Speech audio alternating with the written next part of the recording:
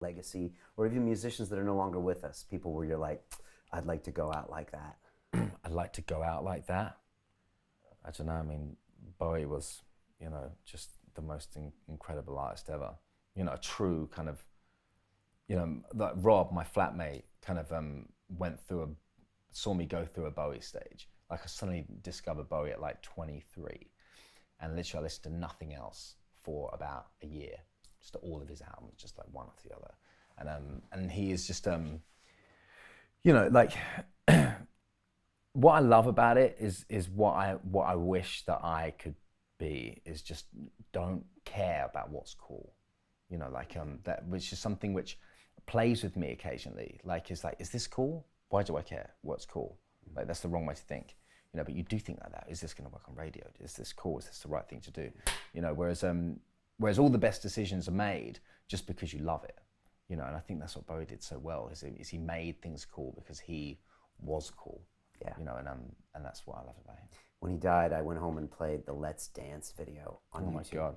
And I watched it, and I remember it because I grew up on MTV right when it came out, and I remember it being wild at the time, but I watch it now and I was just like, how the hell did he ever make that and ever get anyone to pay for it, and they ever get MTV to play it? Because it is so far out of left field and so beautiful. And he doesn't feature himself on it. He's like leaning against a wall, looking short. Totally. What artist does what that? Is that? It's so weird. In the MTV generation.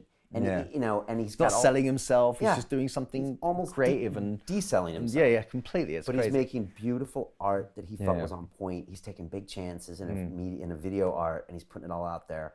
And that was Bowie. It was incredible. Yeah. We had this great clip that we put out, and it's the astronaut Chris Hadfield is up on the wall there, and he covered Space Oddity when he was in space. So he's I heard someone talk about this. Yeah. He's at 0G. He's got acoustic guitar, and he's this amazing astronaut, Canadian guy with a mustache to kill for. It's an amazing mustache. And he was up in space for 166 days, right? And he's a musician as well. And he covered Space Odyssey with some cameras, and his son cut it together and made a video. But he's literally in 0G doing this. Oh my thing. God, that's amazing. And he didn't want to do it at first because in Space Oddity, like, the astronaut dies at the end. I mean, it's not really a very PC NASA thing to do. But he did it anyways and kind of changed a few of the lyrics. And it sounds a little depressing at first, which is what you expect an astronaut to do. But it fits so well. And he's covering it up there, and he's just like, I'm sitting in a tin can. And this is a song that was written before people went to space. And yet it perfectly encaptures how lonely someone would feel. How lonely would they feel,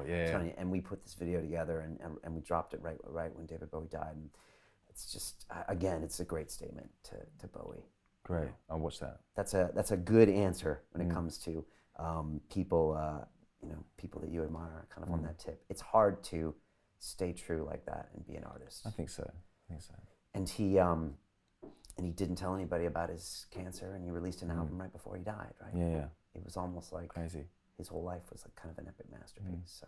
To watch the rest of this fascinating interview, click on the link below and go to londonreelacademy.com. There you can sign in with your social media, log in and watch the rest of the episode for free, along with all of our episodes on London Real, my webinars, and all of our premium content, all located over at londonreelacademy.com. So click on the link below, you'll be directed there, and you can watch the rest of this fascinating interview, and I'll see you there.